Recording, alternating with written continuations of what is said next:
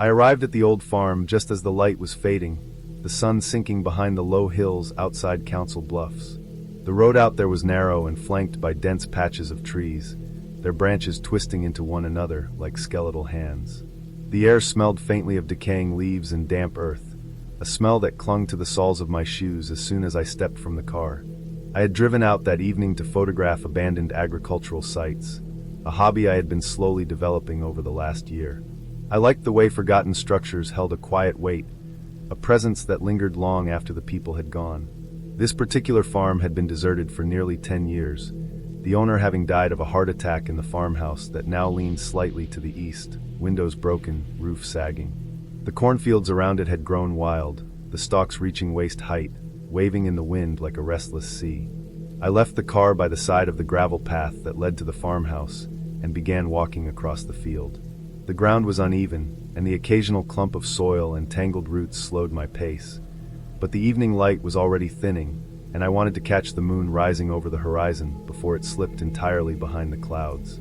The corn stalks were tall and brittle, the dry leaves rasping against each other as the wind passed through, making a sound like hundreds of old doors opening and closing in unison. Each step I took sent a small cloud of dust into the air, and I found myself constantly brushing against the leaves, bending them aside, listening to the subtle creaks and groans of the stalks. Everything felt alive, though it shouldn't have, as if the field itself were aware of me walking through it. I moved deeper into the corn, keeping the camera steady at my chest, trying to find the perfect composition. The last of the sunlight was barely touching the edges of the horizon, and the sky had a dim, washed-out blue that promised darkness soon. My attention was entirely on the way the light hit the tops of the stalks, the way it filtered down through the gaps, creating long, sharp shadows across the ground. It was exactly the sort of light I wanted for a photograph, the sort that made everything look both familiar and strange at once. I stepped over a fallen stalk, the dry rustle loud in the quiet, and paused to adjust the lens. That's when I noticed the movement behind me. It was subtle at first, a soft shuffle, almost like the brush of feet over the dry dirt and leaves. I froze, my hand tightening on the camera. There was nothing else on the field but me, at least as far as I could tell. I told myself it was a deer, or maybe a stray dog, some animal wandering through the overgrown rows. I waited, listening, and the sound came again, slow, deliberate, and just beyond the range of clear sight. The corn stalks between me and the edge of the field swayed slightly, as if something was forcing its way through them, bending the plants in a path. I started to feel a prickling at the back of my neck, the kind of unease that builds slowly, almost imperceptibly, until it fills every corner of your awareness. I kept moving, trying to appear calm, but I didn't take my eyes off the shadows. The sound behind me didn't grow louder, but it didn't disappear either. Every time I paused, I thought I saw a shift in the darkness, a suggestion of something upright moving between the stalks. My pulse was quickening, my breath shallow, but I told myself to stay focused. This was just an abandoned field, empty, overgrown. Nothing there could actually threaten me. Still, the rustling continued, consistent, unnatural in its rhythm, almost like deliberate footsteps. I began to turn slowly, trying to catch a glimpse of whatever it was without drawing attention to myself. That's when I saw it. A figure, pale and thin, standing just a few feet away between two stalks. It was humanoid, with long limbs and a slightly elongated frame, but not human. Its skin reflected what little light remained, giving it a faint, waxy glow. I froze completely, my hands trembling on the camera, unable to lift it fast enough to focus. By the time I blinked, it was gone, vanished as though it had never been there, leaving only the corn swaying gently in the wind. My heart was hammering so hard I thought it might burst through my chest. I couldn't process what I had seen. It wasn't a trick of the light, I knew that, because the shadow it cast had been solid, distinct. There was no way the evening breeze could have made a human-shaped gap in the corn appear and vanish in an instant. I turned sharply and started back the way I had come, trying to stay calm, to focus on the familiar tracks of the old tractor path I had used to enter the field. My feet snagged on old irrigation pipes buried in the undergrowth, and I stumbled forward, scraping my palms and knees against the rough soil. The camera swung wildly, but I didn't care. I kept running, my eyes darting to every shadow, every moving stalk, convinced the figure was still following me, just out of sight.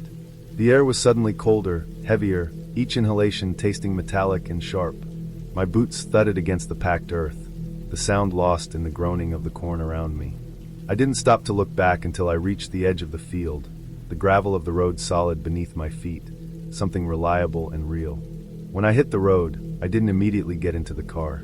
I stood there for a long moment, chest heaving, trying to convince myself I had imagined it. But the feeling of being watched didn't go away, even with the field between me and whatever it had been. The road stretched out into darkness, the nearest houses miles away, their windows dark and uninviting. I could still hear the faint rustle of the corn as the wind picked up again, the stalks bending as if someone was walking through them. I pressed the keys to unlock my car and climbed inside, locking the doors instantly. The engine rattled to life, but I didn't move at first. I just sat there listening, eyes fixed on the edge of the field, waiting for something else to appear. Nothing came, and gradually the sound of the wind replaced the rhythm of the footsteps in my mind. I drove away slowly, not daring to take my eyes off the dark fields until the farmhouse was behind me, reduced to a shadow against the night. My hands shook on the wheel, my chest tight, but I told myself I had gotten the shot. The photographs I had taken would capture the atmosphere I had been seeking, even if I had never seen anything like that figure again. I never returned to that farm. I learned to respect the distance between myself and abandoned places, especially at night. The cornfield stayed in my memory, not just for the photographs, but for the way it had seemed alive, watching, waiting, reminding me that some places are not as empty as they appear. The experience was terrifying, but it was real, grounded entirely in what I had seen and felt, and it taught me to move carefully and thoughtfully through landscapes that seem abandoned, because sometimes, even in the most familiar rural fields, there are things you do not understand.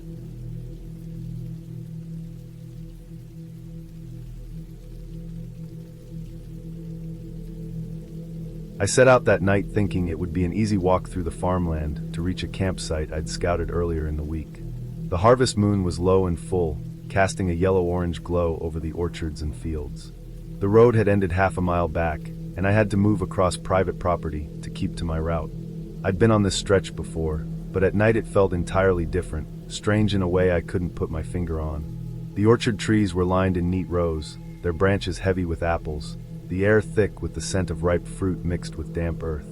Every step I took sank slightly in the softened soil, my boots leaving deep impressions that the moonlight revealed in pale contrast. At first, it was quiet. The wind moved slowly, rustling leaves in irregular whispers. The night was warm, humid even, carrying that earthy metallic tang I associated with rotting apples and old soil turned by recent rains. My flashlight cut a thin beam through the shadows, landing on fallen fruit and gnarled roots, each step feeling deliberate, cautious. I stayed alert because I knew the land was private, and there were old fences and equipment scattered about that could trip a person up if they weren't careful. The air carried an almost surgical sharpness, the kind that makes your lungs notice every small particle, and it made me hyper-aware of everything. I reached the first row of trees and paused. Something shifted in the corner of my vision, a heavy movement that didn't sound like wind or an animal I recognized. I froze, listening. My heart was calm at first, the logical part of me telling myself it was a deer or some other large animal used to roaming orchards. But then the sound became clearer, long, deliberate steps, breaking branches under immense weight. The rhythm wasn't fast, but it carried a presence that felt large, far larger than a deer. My breath hitched, and I lowered the beam of the flashlight to scan the undergrowth. That's when I saw the shape. It moved upright between the trees, too tall for any bear I had seen, with arms that reached toward the ground in a way that seemed unnatural. I couldn't make out a face, nothing that looked human, nothing identifiable. Its outline was enough. The limbs were long and heavy, the body broad and imposing. It paused, then I realized it had noticed me. I felt it in the weight of the silence that fell after the movement stopped. The sound of its breathing was wet, low, and deliberate, echoing faintly in the orchard as though amplified by the rows of trees. The hair on my arms rose, and every instinct in me told me to leave. I switched the flashlight off and on. The beam flickered once, and then died, leaving me with only the pale moonlight to guide me. It was enough to see its silhouette, but not enough to make it less frightening. I moved slowly at first, testing the ground underfoot. Mud clung to my boots, roots snagged my laces. My heartbeat kicked in, hard and sudden, the kind that makes your stomach twist. Then I ran. My boots slipped on wet earth, mud spraying against my pants and gloves, branches whipping my arms as I pushed through the trees. I didn't look back, but I could feel the weight of it following, or maybe it was my imagination, but either way it pushed me forward harder than I ever wanted to move. The orchard was disorienting. Every row looked the same, every shadow a possible threat. I skidded around tree trunks, leapt over gnarled roots, and stumbled into low-hanging branches. I hit a patch of mud and fell forward hard, scraping my palms and knees, the smell of wet soil mixing with apple decay. I could hear movement behind me. Branches snapping, earth pressing under weight, wet breathing again. It wasn't running. It was methodical, keeping pace without chasing. That part made it worse. I could feel it gaining, not through speed but through presence, a looming certainty that it was still there. Eventually, I made it out of the orchard proper, onto a small track that led toward the old farmhouse where I had parked. The moonlight guided me, and I ran without hesitation, mud clinging to my boots, knees slick with grime, chest heaving from exertion. I saw my car in the distance, headlights reflecting off the windshield like beacons. Relief surged through me, but I forced myself to stay aware, to keep moving until I was inside and locked the doors. Once inside, I pressed my back against the seat and tried to calm down. Every muscle in my body ached, mud-caked gloves rubbing against raw skin, but I was safe for now. I looked back through the windshield toward the orchard. The moon was higher now, light spilling across the field, but there was nothing there. No sign of movement, no shape, just trees and the shine of apples. Yet I couldn't shake the feeling that it had stopped watching only when I was out of immediate danger. I sat for a long time, engine off, letting the night settle around me. The smell of earth and fruit still clung to the car, and my hands trembled from adrenaline. I replayed the movement I had seen, upright, broad, arms too long, and the wet, heavy breathing. There was no way it was an animal I knew, but there was no supernatural element, just something large and dangerous, real in its presence. The orchard that had looked calm from a distance now seemed hostile, alive in a way that felt personal. Eventually, I started the car and drove away slowly, keeping my eyes on the dark rows I passed, listening for any signs it might follow. I left the private property immediately, roads open, familiar paths guiding me to the campground I had been heading toward. When I finally stopped and settled into my 10 hours later, I could still hear the memory of the breathing in the orchard, and I realized the fear wasn't from the possibility of an attack. It was from knowing that something enormous, unseen, and deliberate was moving through places humans thought they controlled. I never returned to that orchard, and I haven't walked that stretch at night since. The harvest moon hung in the sky that night like it always does, but I still remember the way it illuminated the figure between the trees, a silhouette that didn't belong, a presence that reminded me the world is wider and stranger than it seems in daylight. I tell myself it was a cryptid, something that survives hidden, but I know it was real, tangible, and the only reason I made it to my car was because I ran faster than I ever had in my life. That night, under the harvest moon, I understood the weight of being watched by something bigger than yourself, something that moves silently through what you assume is familiar. I still dream about it, the tall figure between the apple trees, arms reaching low, eyes, or what I imagine were eyes, catching the moonlight. Every time I see a harvest moon now, I remember the orchard, the smell of wet earth and rotten fruit, and the sound of breath that was not mine. I remember running, mud-soaked and panicked, and finally reaching the car, safe but marked by what I had seen. The orchard is quiet today, probably full of workers and machinery, but I know what waits there after dark, and I never want to find out if it moves again.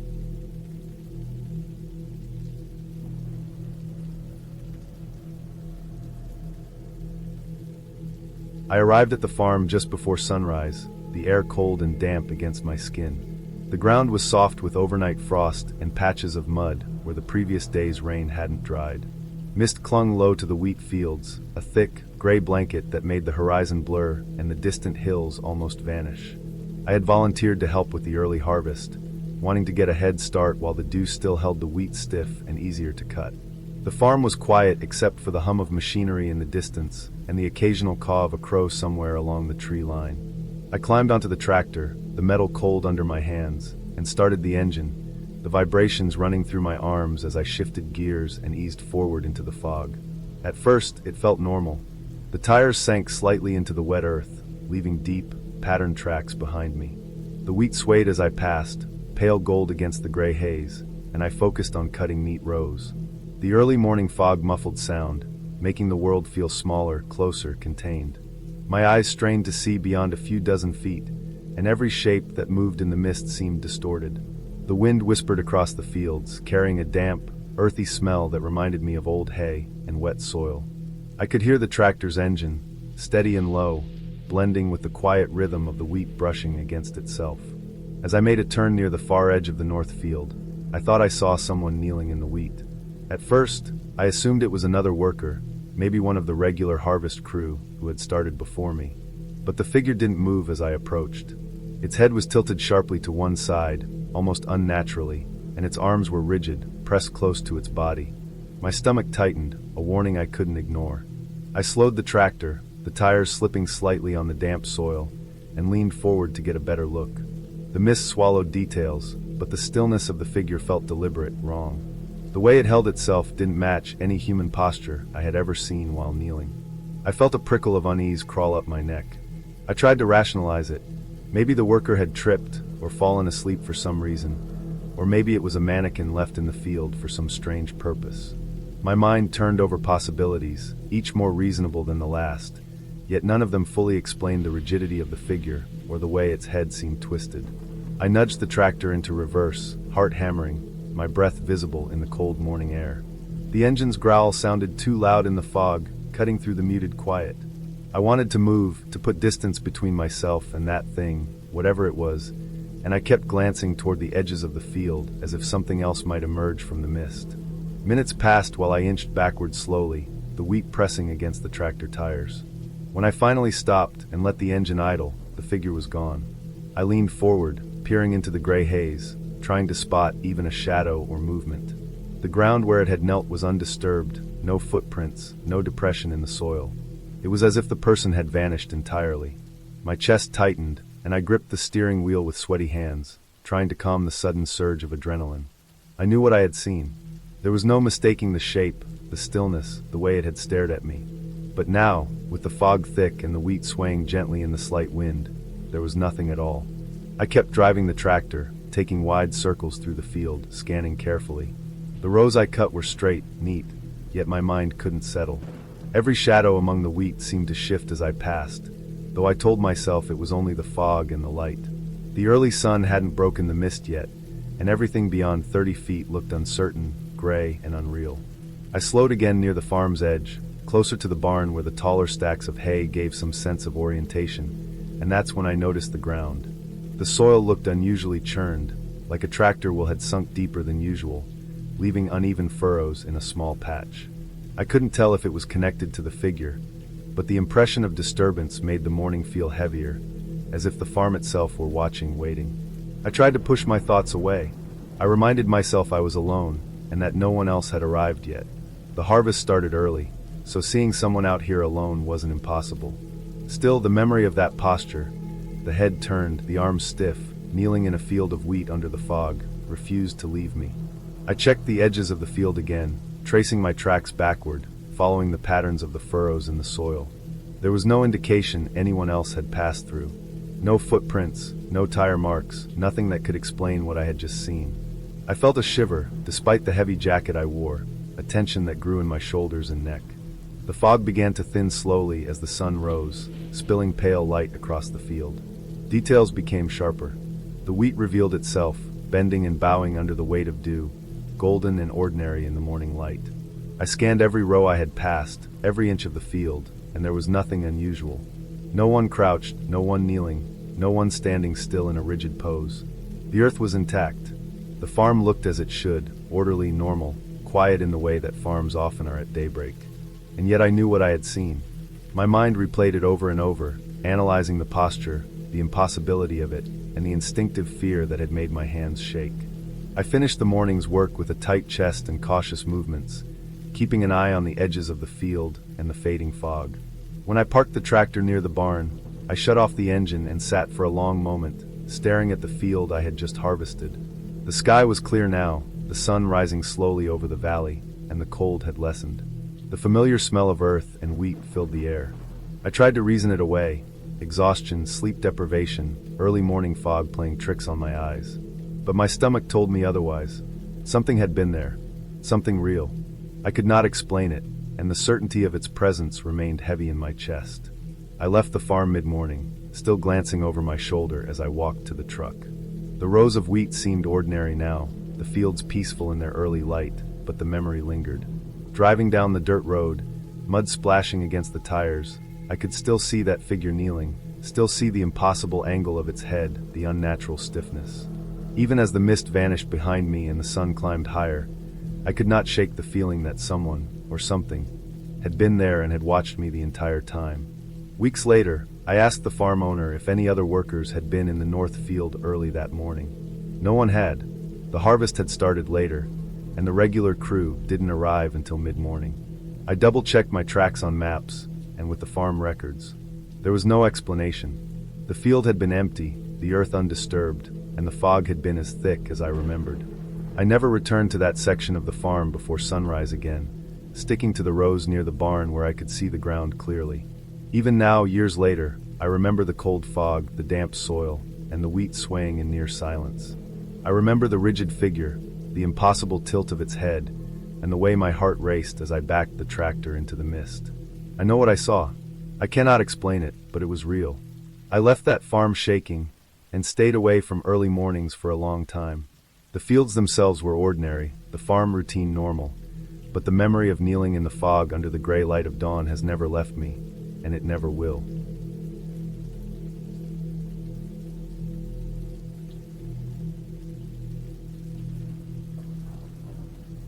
I was driving along narrow country roads in Pennsylvania, stopping at small farms to deliver feed and supplies. That afternoon, the sun hung low but still bright, casting long shadows over fields that smelled faintly of hay and soil. The air was warm and sticky, and I had been on the road all day, my truck cab smelling of dust and the faint, lingering scent of chicken feed from the previous stop. I pulled up to a small Amish-run farm, tucked back behind a grove of maples and oaks, the kind of place that seemed isolated even by rural standards. The house was painted white, simple, with a wide porch and a couple of rocking chairs sitting empty. The yard was tidy in a way that suggested routine and careful work. A stack of feed bags leaned against the side of the barn, and I climbed down from the truck, carrying a clipboard and the last few bags. I had been holding it for a while, but I didn't want to ask for a restroom until I was sure I'd have access. As I walked up the porch steps, the farmer emerged briefly from the side of the barn, nodding toward a ladder tucked under the porch. Without explanation, he gestured down. I hesitated, feeling the awkwardness of climbing into what looked like a dark, narrow space beneath the house, but the pressure in my bladder outweighed any hesitation. I lifted the first rung with my foot, feeling the rickety would shift slightly, and began to descend. The ladder ended in a cramped space that opened into a low-ceilinged crawl area. I could hear the faint squealing of pigs through the walls, but the smell hit me first. It was strong, thick, and not entirely the usual mixture of manure and feed. There was something damp and metallic underneath it that made my stomach tighten. I took a cautious step forward, hands brushing against rough wooden beams, and the floor beneath me was dirt, uneven and soft in places. I moved toward the sound of the animals, expecting the usual pens and mud, but what I found was different. The pigsty was small, crowded, and dimly lit by light filtering through gaps in the siding above. The pigs themselves were restless, milling around in ways that seemed unnatural.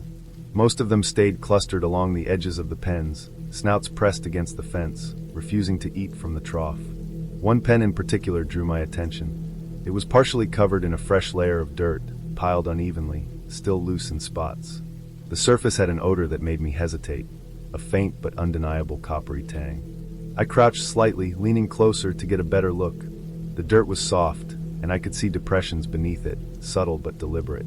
It looked like someone had buried something and covered it quickly. I stepped back instinctively, my heart picking up in my chest. The pigs in that pen shifted as if they sensed something too, pushing against each other to get away from the mound. The squealing and grunting I had expected was gone. The animals were eerily silent, tense. Their eyes were wide, glossy, and unblinking. I had handled pigs before, worked on farms, and seen them sick or upset, but this was different. The unease radiating from them was unmistakable. I realized that I was alone, under the porch, with no way to call for help without climbing back up. A few minutes passed, long enough for sweat to run down the back of my neck, sticky against my shirt. I kept my gaze on the dirt-covered pen, taking in the way the earth was piled, the way the pigs avoided it. There was a sense of finality in the arrangement, the kind of deliberate care that made me shiver. I didn't need to confirm anything to feel the weight of it. My bladder suddenly became insignificant. The immediate need to leave overwhelmed everything else. I turned, careful not to step too heavily, and climbed the ladder back up. Each rung felt too high, and I gripped the sides tightly, breathing quickly, aware that the sound of my movements was loud in the stillness of the farm. When I reached the top, the sun hit my face, and the sharp contrast between the warm light above and the dark, musty crawlspace below made me dizzy.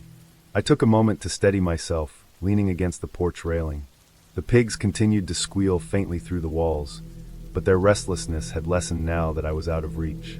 I collected my feed bags and returned to my truck without looking back.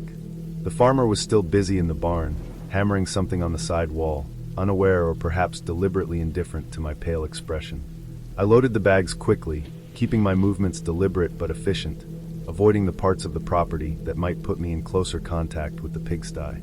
The air smelled normal again, fresh hay, dust, and the faint sweetness of sun-warmed wood, but I couldn't shake the memory of the pens, the dirt, and the pigs. Later that evening, I drove to the next delivery, the fields passing in a blur through the windshield. I tried to convince myself that I had been imagining things, that the pens had just been disturbed soil from routine maintenance or illness among the animals. But the tension in the pigs' bodies, the subtle layering of the dirt, and the smell had not been imagined. It was deliberate.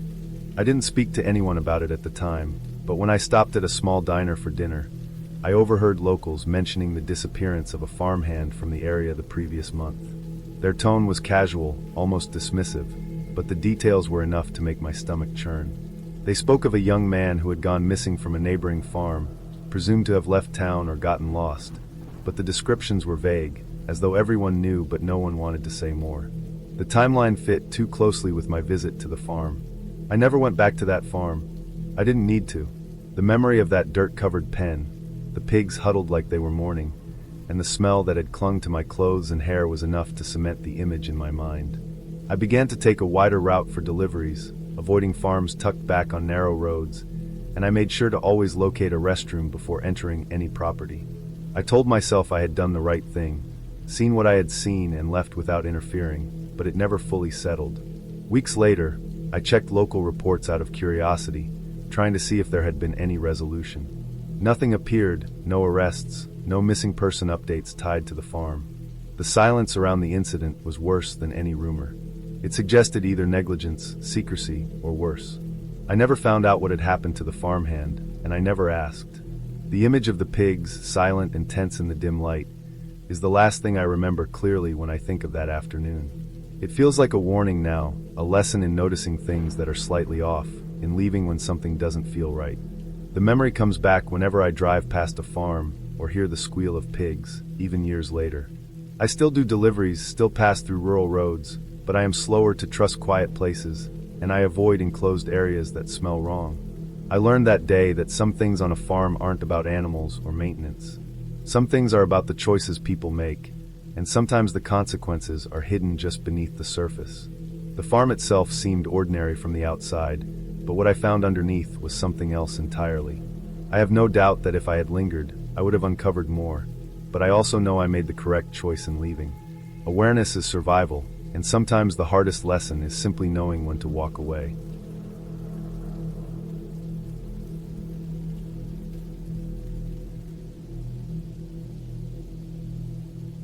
I had been driving through the back roads of rural Missouri for hours, following a map I had pieced together from old property records and satellite images. My goal was simple: explore abandoned farms for an online hobby project I'd started months earlier. The summer air was thick, and the roads were dusty, flanked by cornfields that rose taller than I expected. I kept my headlights low to avoid attracting attention, though at that hour there was no one around. The farm itself looked untouched from the road, a cluster of gray, weathered buildings surrounded by overgrown grass and brush. The main farmhouse was low and squat, its windows boarded, the paint peeling in long, vertical strips. Near the back, a granary rose like a thin tower, metal sides rusted and pocked with age, ladder rungs glued to it with rust and years of grime. I parked the car a few dozen feet away on a narrow strip of dirt, stepped out, and felt the night air press against my skin. Crickets hummed in the tall grass, but otherwise the silence was complete. The moon hung low, half hidden by clouds, casting a pallid, shifting light across the property. I approached the granary cautiously, my shoes crunching over gravel and dry leaves. The structure was taller than I had imagined from the road, cylindrical, with a domed roof that had seen better decades. I ran my hand over the cold, rough metal, noting the patches of rust and the way the ladder seemed almost welded in place by corrosion. The door at the base was wooden, warped, and dark, with a heavy metal latch that looked as though it hadn't been opened in decades. I pulled my camera from its bag and aimed upward, taking photos of the ladder and the top of the silo. A breeze shifted through the property, brushing dry grass against my legs and carrying with it the faint, almost musty smell of old grain and wood. I decided to climb. I gripped the first rung, testing it before committing my weight, and then ascended slowly. Each step made a scraping noise against the rusted metal, my boots clattering against the ladder. I stopped halfway, looking out across the fields. In the moonlight, the abandoned farm had a lonely, tense kind of beauty. The wind moved through the corn and the broken windows of the farmhouse, and for a moment I felt the same pulse of isolation I always chased in these projects. I reached the top and leaned over, trying to peer through the narrow gap of the granary's door. The wood was warped, and light barely penetrated the interior. I was about to step back when the door, suddenly, creaked loudly and slammed shut behind me. The sound was sharp, metallic at the hinges, and it echoed through the night. My heart jumped. I hadn't touched the door, hadn't put any pressure on it. I looked down, unsure if the wind had pushed it or if gravity had shifted the old hinges, but something about the sound made my stomach tighten. I pulled at the ladder again, trying to descend quickly, but a faint scratching noise started from inside the granary, low and irregular, almost deliberate. I froze. The sound was soft at first, a scraping like claws or perhaps a branch rubbing against the metal, but it grew steadily, echoing in the hollow interior of the structure. I waited, listening to the rhythm of it, my mind calculating possibilities. Animals. The granary could house raccoons, possums, maybe even a deer that had wandered in. That made sense. The sound continued, intermittent but heavy, like something large shifting its weight, moving against the walls. My skin prickled with the sense of being watched, though I could see nothing through the ladder gap. My instincts screamed to leave, but I didn't want to seem paranoid. I gripped the rungs tighter and started down slowly, ears straining, heart pounding in my chest. The ladder felt slippery under my hands, slick with rust and something I didn't recognize. Maybe dew, maybe the residue of decades of disuse. Once on solid ground, I stepped back from the granary, crouching slightly to observe the door. The scratching continued, irregular but now accompanied by a deep, heavy thump every few seconds, like a body shifting inside the confined space. I circled to the front, testing the latch, but it wouldn't budge. The wood had swollen, the metal rusted tight. I pressed my ear to the door, half expecting to hear breathing, half expecting silence. All I heard was the movement inside, deliberate, unnervingly large. It was bigger than a raccoon, bigger than anything I had seen in abandoned buildings before. I backed away slowly, the grass wet with dew soaking through my jeans. My mind churned with explanations. Livestock from a neighboring farm couldn't have wandered in. They had all been fenced off, and the property had been vacant for decades according to my research. Deer could squeeze through small gaps, but nothing that would make the sounds I was hearing. I pulled my phone from my pocket, considered calling someone, but the area had spotty reception. I took photos of the granary, trying to capture any clue, anything at all. The flash illuminated the rusted sides and warped door, but the interior remained a black void. The scratching stopped abruptly, leaving a quiet that was almost worse than the sound itself. It felt like the granary was holding its breath. I stayed there for a long moment, waiting for some sign, some motion, but nothing came. Eventually I left. I walked back to the car slowly, taking care not to run, feeling the way shadows stretched across the field, how every tree line and fence post could hide something I didn't want to meet. The ride home was quiet. I kept glancing at the rearview mirror, half expecting to see something looming, but there was nothing. I researched the property once I got home, calling the county recorder's office and some neighbors. The sheriff confirmed the place had been abandoned for decades. One neighbor, an older man, mentioned hearing something large moving around that granary at night, often in the early hours. He had no idea what it could be. Nothing had been disturbed when the authorities checked years ago. They assumed wildlife. He didn't see it, but he knew the sound well enough to recognize it. I didn't go back. Weeks later, I drove past the property in daylight, hoping the memory of that night would fade, but the granary stood the same, looming over the fields like it had always been there. I imagined whatever had been inside, moving in the shadows unseen, and felt a cold knot in my stomach. It wasn't supernatural. There were no ghosts, no phantoms, just something alive and big that had found a way to use the old farm for its own purposes. I kept my distance. The granary had a presence now, a quiet warning that I didn't fully understand but didn't need to test. The project continued elsewhere, on other properties, other buildings, but the memory of that night stayed with me. The locked granary, the sound of something inside that didn't belong to me, and the certainty that some places were better left unexplored.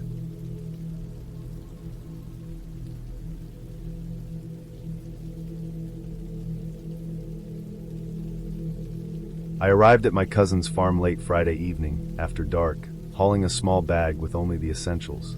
The roads leading up to the property were narrow and lined with tall pines, their shadows stretching across the headlights in jagged patterns.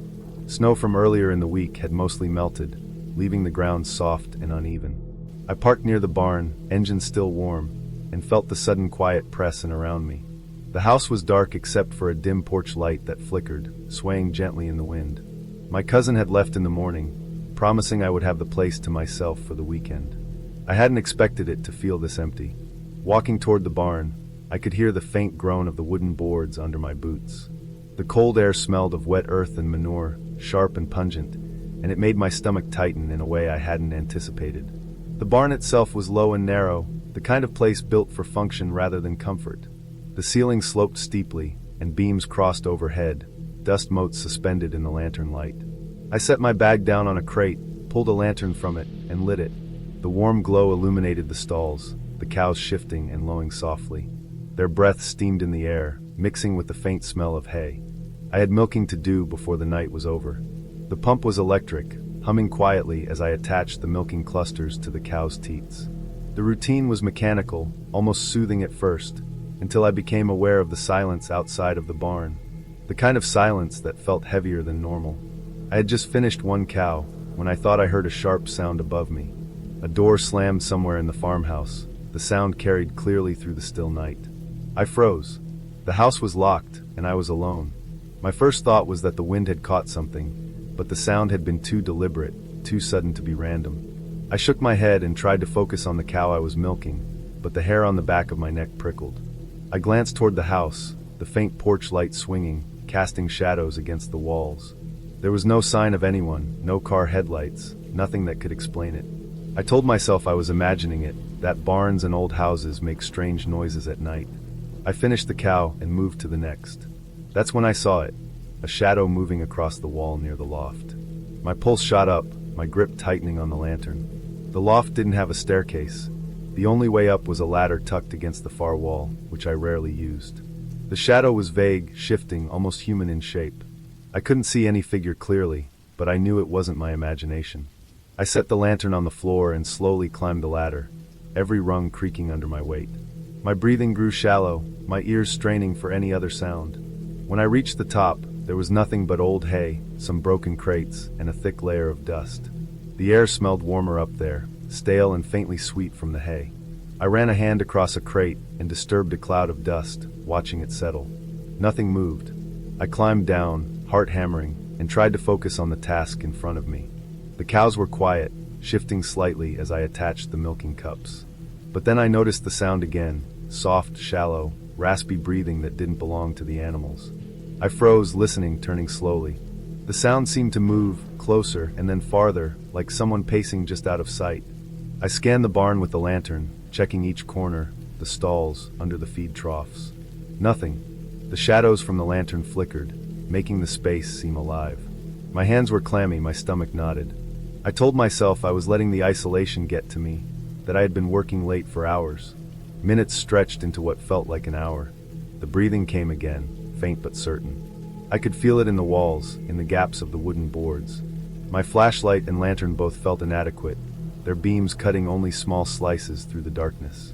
I climbed up to the loft once more, moving quietly, careful not to make noise. The hay was damp in spots, compressed from years of neglect. Crates leaned against the walls, some broken, wood splintered and sharp. Nothing stirred, but I couldn't shake the feeling of being watched.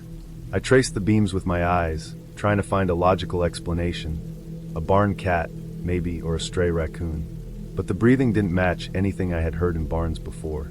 Back on the barn floor, I continued milking, forcing myself to focus on the rhythm, the hum of the pump, the warmth of the cows beneath my hands. I checked the time on my phone, 12:40 a.m., and the weight of the night pressed harder. Every sound was magnified, a hoof scraping, the pump whining, the occasional creak of wood. I noticed my shadow on the wall, moving with the lantern light, and for a second I felt the same fear I had felt watching the loft shadows. I reminded myself that the barn was old. Everything moved with the wind and weight, everything creaked. I was alone, and that was all. Hours passed slowly. I stayed until the early morning, milking in silence, counting each second until daylight. My eyes scanned every corner, every beam, every inch of the loft, but there was never anything to see. My hands were raw, my back ached, but the cows were calm, almost indifferent. When the first light of dawn seeped through the cracks in the barn walls, the shadows shrank, and the breathing stopped. The wind outside carried a faint scent of thawing snow and pine, and for the first time in hours, I felt my pulse slow. I finished the last cow, cleaned the equipment, and stepped outside. The air was crisp, the morning quiet except for the distant crow of a rooster. I walked up to the farmhouse, noticing the details I had ignored in the dark. The peeling paint, the sagging porch, the frost still clinging to the windows. Everything was exactly as it had been, undisturbed, locked up tight. I realized then that the night had been nothing more than a collection of noises, shadows, and my own fears amplified in isolation. There had been no intruder, no hidden presence, only the barn itself and the vast emptiness of the farm around me. By the time my cousin returned later that morning, I had finished the chores, fed the animals, and felt an unusual sense of accomplishment. The night had been unnerving, and I would not forget it, but it had also taught me something about patience, focus, and the intensity of working alone in the dark. The farm was quiet and alive in its own way, a place where shadows had meaning only because of the mind's capacity to fear. I knew I would return someday, perhaps with more confidence, but I also knew I would never forget milking at midnight, alone in that barn, listening to the wind and my own heartbeat, counting the seconds until the sun finally rose. It was over, and everything made sense in the light.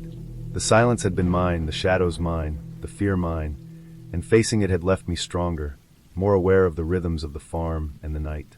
The barn settled behind me as I walked toward the house, sunlight now warming my face, the faint smell of hay clinging to my jacket, and the quiet lesson of that night embedded in every corner of my memory.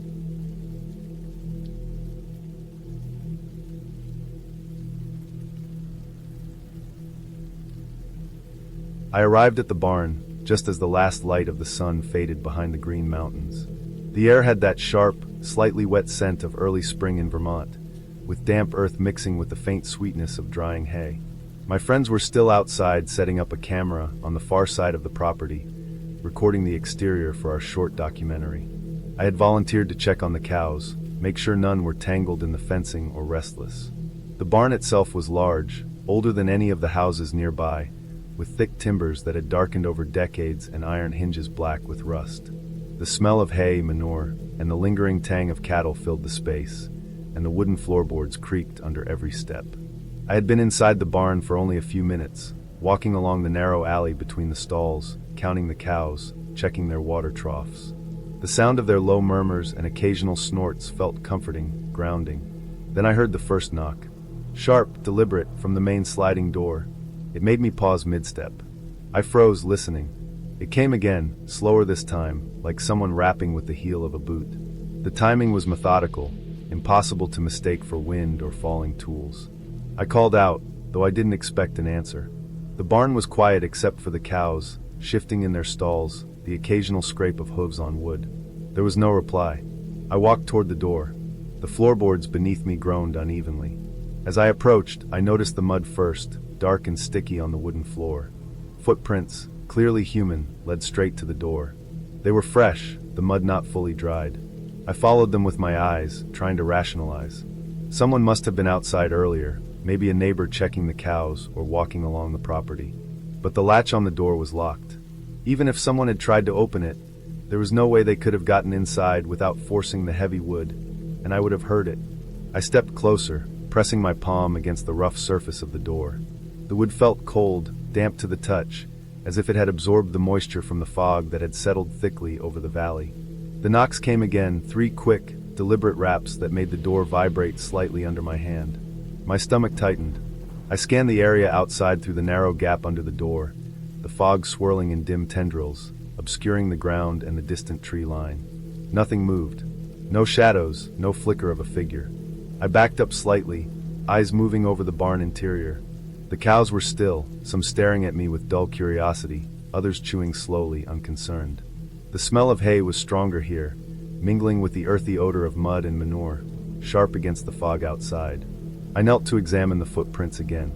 They stopped at the base of the door, pressed into the dust and hay litter. I traced them backward with my fingers, but they led nowhere I could see, just back into the thick interior of the barn where no one had entered before. My breathing felt louder in the silence.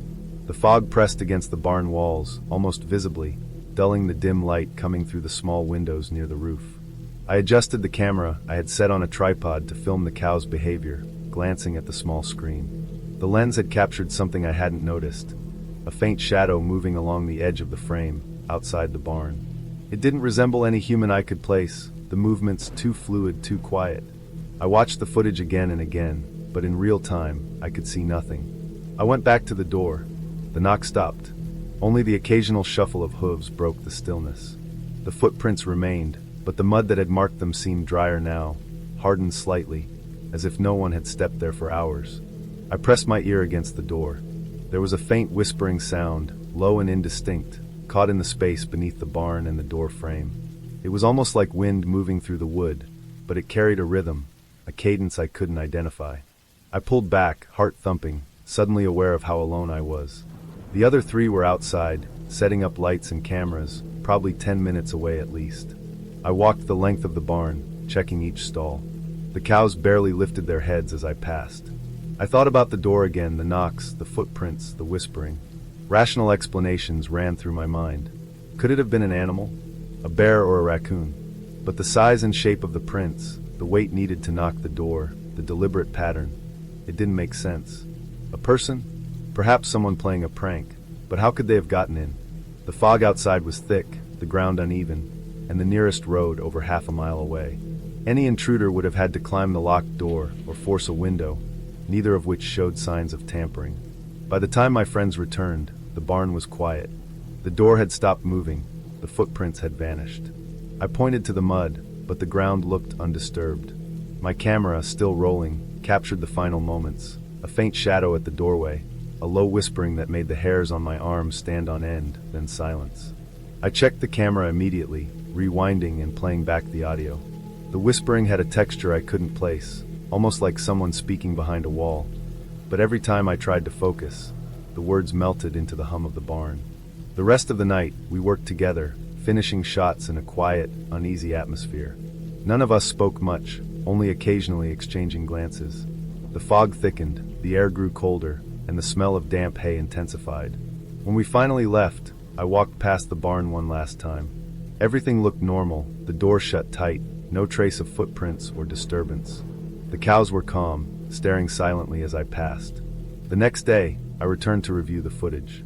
Every frame showed the barn in its usual state, the cows wandering, the hay stacked neatly, but the audio remained. That whispering persisted, low and indecipherable, like a memory of something that had been there but refused to be named. I spent hours trying to identify it, comparing it to recordings of wind, animals, and even human voices. Nothing matched. I never returned to that barn alone. My friends refused to stay late again. The locked door, the footprints, the knocks, they didn't make sense, but I knew what I saw and heard. The experience stayed with me not because it was supernatural, but because it was real. Someone or something had been outside that door, had left traces, had made itself heard, and vanished without a trace. The silence that followed was heavier than the knocks had ever been. The smell of damp hay and mud burned into my memory. The barn remained the same in daylight, but at night, in fog, it carried a weight I couldn't explain. A reminder that not everything in the world is where it appears to be, and not everything present can be accounted for.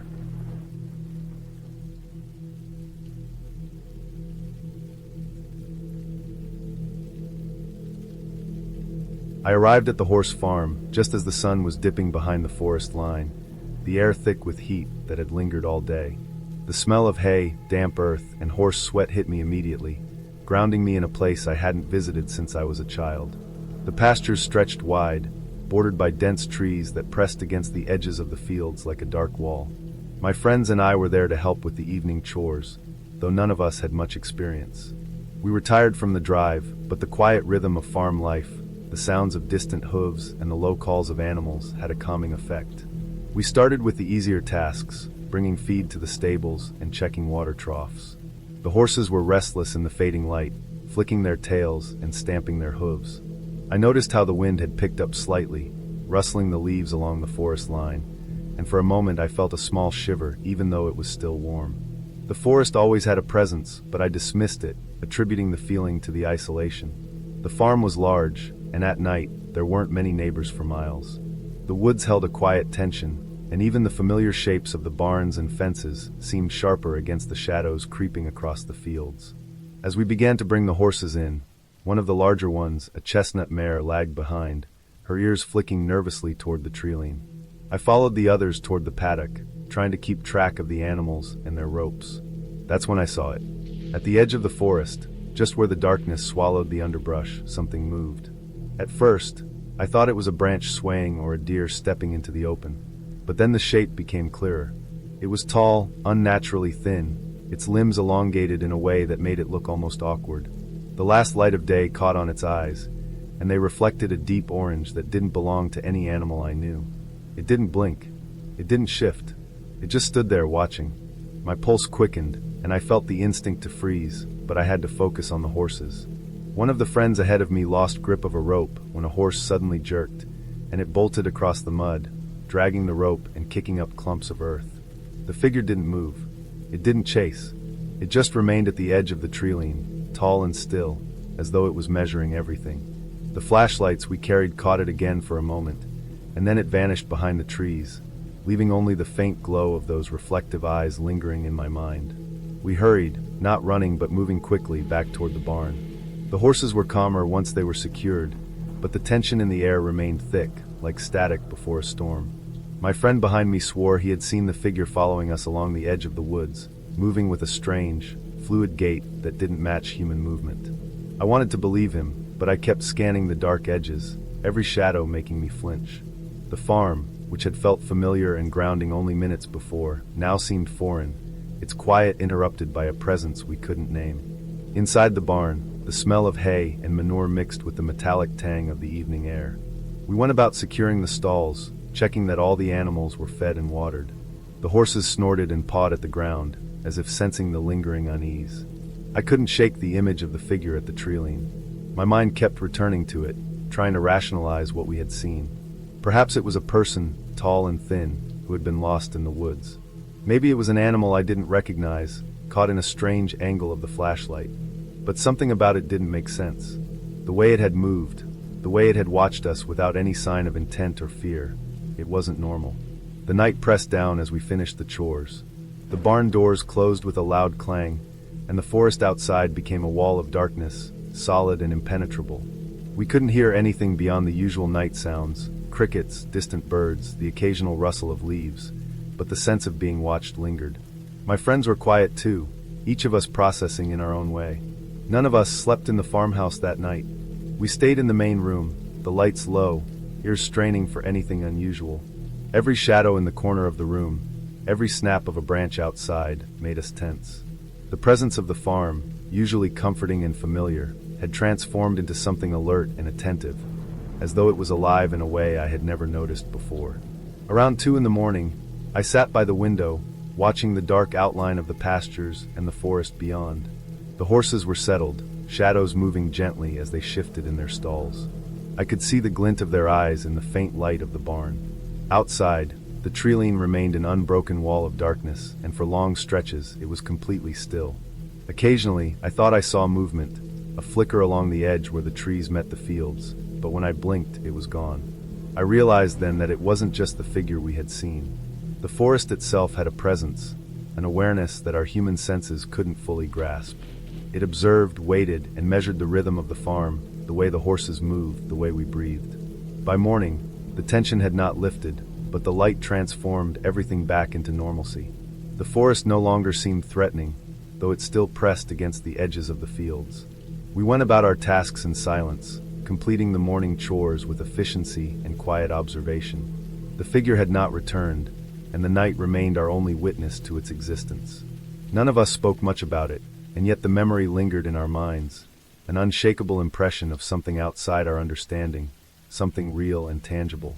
Leaving the farm later that day, I glanced back at the treeline. The trees bathed in sunlight and ordinary in every respect. The fields were empty, peaceful, the horses grazing without concern. Yet I knew what we had seen was not a trick of the light or imagination. It existed somewhere in the shadowed edges, a presence that did not need to move or act to make itself known. I carried that weight home with me, a sense of vigilance and unease that never fully dissipated. The farm, with its wide pastures and familiar rhythms, had revealed a reality I had never anticipated. A reminder that even the most ordinary places can hold things beyond our comprehension, silent and observing, just beyond the corner of vision.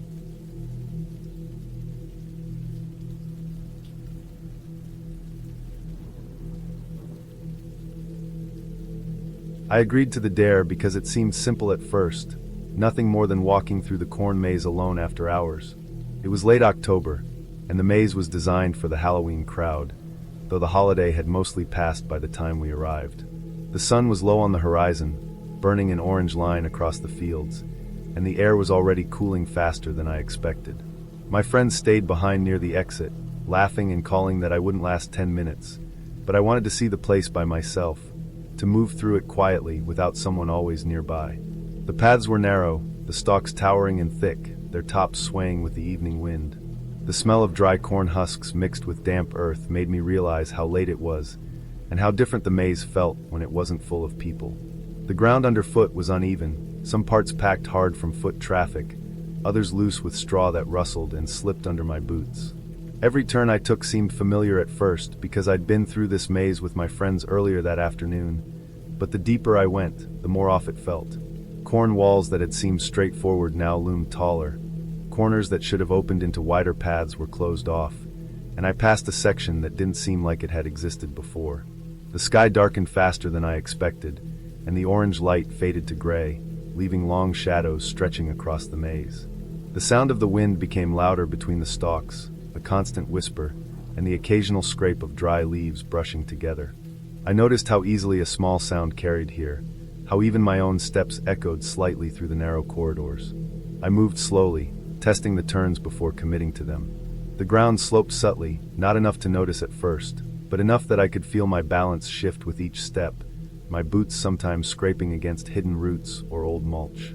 After a few minutes, I started hearing voices, or what I thought were voices. At first, I convinced myself it was my friends playing tricks, calling my name from different spots. The voices were low and scattered, almost overlapping, coming from all around me. I tried to locate them, moving toward the closest sound, but each time I turned, the direction shifted. I realized then that I hadn't taken that path before. There were corners I didn't recognize, small pockets of the maze that had never existed in the afternoon. The paths seemed to loop in strange ways, and I kept passing the same small clearing more than once, the dry stalks creaking with the wind, the ground worn but oddly circular, as if I had been walking in a tight loop without noticing. I stopped for a moment to catch my breath, feeling the chill creep in. The sun was gone now, and the shadows from the stalks merged into one another, leaving the edges of the paths indistinct. I could hear the voices again, quiet and urgent, but they didn't match where I knew my friends were. They seemed layered, coming from multiple spots at once, overlapping in a way that made it hard to distinguish direction. I tried to shout, calling back to them, but the maze swallowed my voice almost immediately. There was no echo, just a faint rustle of the stalks and the lingering hint of voices that might have been real. I took a deep breath and started walking, following what I thought was a main path. My mind was racing, and I felt a tension growing in my chest. Every step sounded heavier than it should, the rustling stalks closing in around me. I began to notice details I hadn't before. The way the corn leaves had small tears and brown edges, the way the dry husks bent almost sharply at certain angles, the way the paths weren't level, rising and falling almost imperceptibly, but enough to make orientation difficult. I realized I had stopped using landmarks from the afternoon. A small sign I remembered was gone, replaced by a tight corner I had never walked through. Even my sense of distance was off. The maze felt bigger than it should, denser, almost like it had been rearranged in the few hours since we were last there. The voices grew closer again, overlapping with a strange insistence, and I followed them reflexively. Every turn led me to a dead end or back to a place I had already passed. The ground smelled faintly of damp earth and rotting stalks, and I realized that my boots had picked up a thin layer of mud from a low patch I had missed earlier. My palms were sweaty, and I could feel the weight of tension in my shoulders. I was alone, though my senses kept insisting I wasn't. The maze pressed in from all sides. The narrow paths left no room to see what was ahead, and the darkness made every shadow look like something moving. After what felt like an hour, though it could have been only 10 minutes, I noticed a small break in the corn walls, a thin gap leading toward the outer edges of the property. I moved toward it carefully, testing each step, making sure the ground was stable. The path widened slightly as I approached the edge, and I could see faint lights from the parking lot, the white glow of headlights from the cars still there. Relief washed over me, sharp and immediate. I stepped through the gap and onto the grass beyond the last row of corn. My boots sank slightly into damp earth, and I felt the stiffness in my legs relax as the maze ended. I didn't stop to look back. I ran toward the parking lot, the glow of the lamps bright against the darkening sky, until I reached my friends. They were sitting on the tailgate of a truck, laughing quietly as if nothing had happened. I didn't mention the maze's odd layout, the voices, or the turns that didn't exist. I didn't explain the disorienting loop that had pressed me into panic. We loaded up and left shortly afterward, the maze shrinking behind us into lines of shadowed corn. The rest of the night passed quietly, but I kept replaying the paths in my mind, trying to make sense of them and realizing I couldn't. The maze had stayed the same in daylight, open and simple, but that evening it had shifted in ways I couldn't explain. I never went back. I never spoke of it in detail with anyone else. The maze was designed to be confusing, that much I understood, and the height of the stalks and the fading light could easily make paths feel unfamiliar. Still, the memory of wandering, of hearing voices in impossible directions, and the way the ground and walls refused to follow the pattern I remembered left a mark. I remember thinking about the precision of the turns, the subtle slopes, and the way the maze could trick someone so completely. It was a simple, human-made structure, but in that fading light, it felt larger and more complex than I could handle. That night, I learned how disorientation alone could make fear feel immediate, how the ordinary could feel threatening, and how even a maze built for amusement could become something that pressed in and refused to let go. The parking lot smelled of cold asphalt and late October leaves. My friends joked quietly, still eating candy and loading the last of their things. I walked to my car, the night wind biting against my face, thinking about the loops and turns I had followed and how easily I had been led astray. The maze was just corn, earth, and human design. It wasn't alive, and nothing had been there to chase me.